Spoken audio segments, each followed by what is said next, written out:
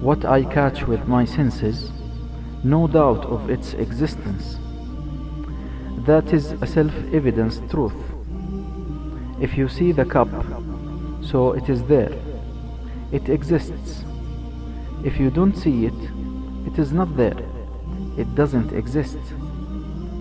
Despite that, the senses are deceived by many ways. For example, if you are walking in the desert in the afternoon, you will see a mirage. You think it's water, while it is not. And you put a pin in a glass of water. You see it broken, while it is not in fact. So, rule number 1. Our senses are limited. They are deceiving sometimes. So they cannot go beyond their limits. There are many things we did not see, but we believe that they are existing. We believe that there is a country called India and another called Brazil, even if we did not visit or see them. We believe that there was a man called Hitler who had a hand in the World War. We did not see him, but we believe he was there. So how we believe in all these things in the time that we did not catch it by our own senses? The answer: as multitude of people convey their experience to the next generation, it is difficult for a large number of people most often to claim those stories. Messengers were chosen from among people and sent by God to convey His message. You cannot deny them, as well as you cannot deny India and Brazil that you have not visited them. They are real. They had the experience with God and conveyed their experience to you. So rule number 2. You can become certain of things when they are conveyed by many people you believe they are truthful. How far senses can catch things? Could the senses realize all existing things? I cannot see an ant which is walking 3 miles ahead of me, but it is there. I cannot see the electric current in the wire of my computer, but it is there. So rule number 3. We cannot deny the existence of things, for just we cannot appreciate them.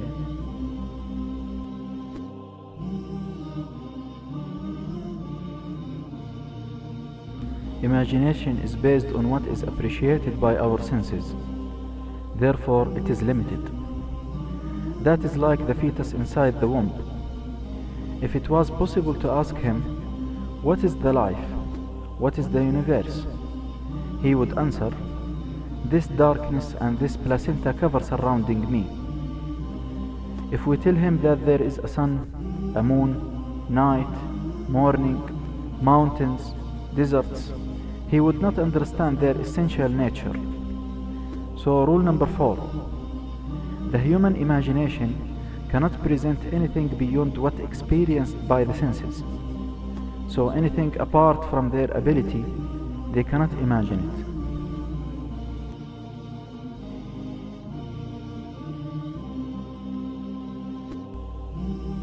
If you are about to die in the sea, inside the waves, if you fell down into a well in a desert, if you have nothing to do to get out of that, by nature and by the instinct inside yourself, you will think about a higher supreme being that should help you. When a wave covers them like the canopy of clouds, they call to God, offering Him sincere devotion. But when He has delivered them safely to land, there are among them those that hold between right and wrong.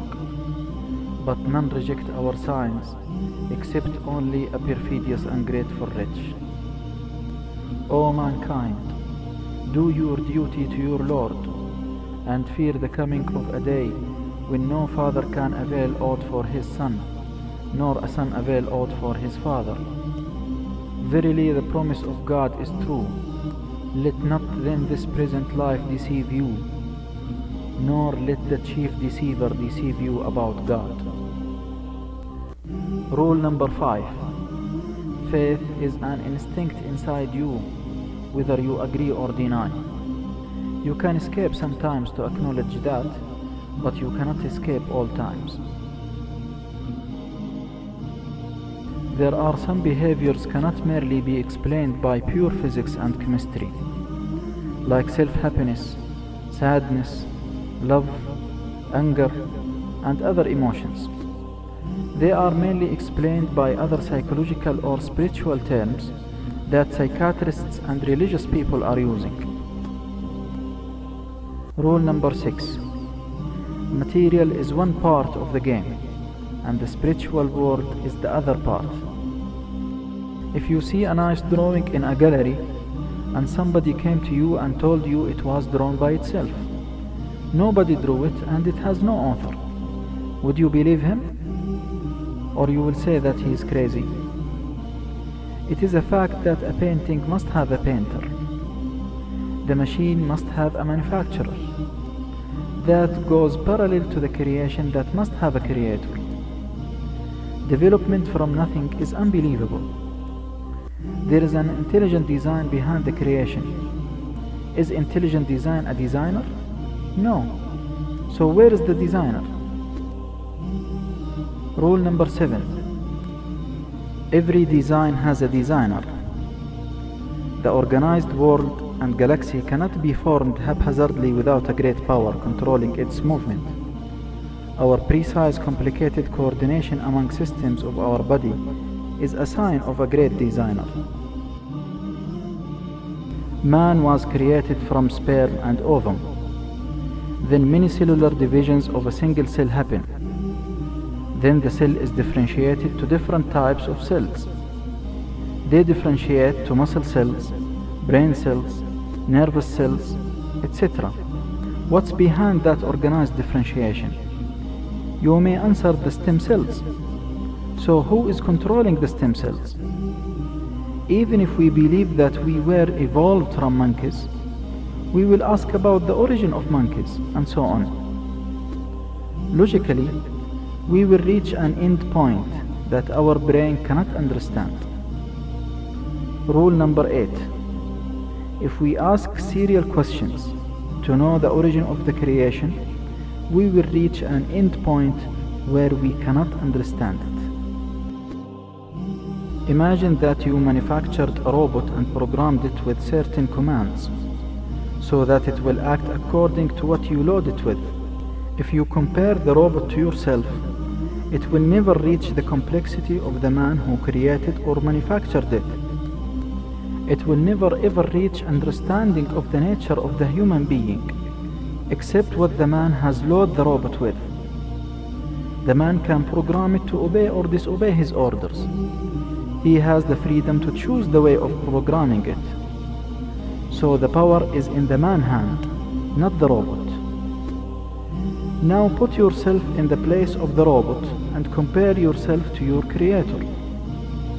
You will never ever understand the creator being, except what your creator programmed you with and allowed you to know. Rule number 9. You will never fully realize your creator, similarly like robots which would never fully realize the man who manufactured it.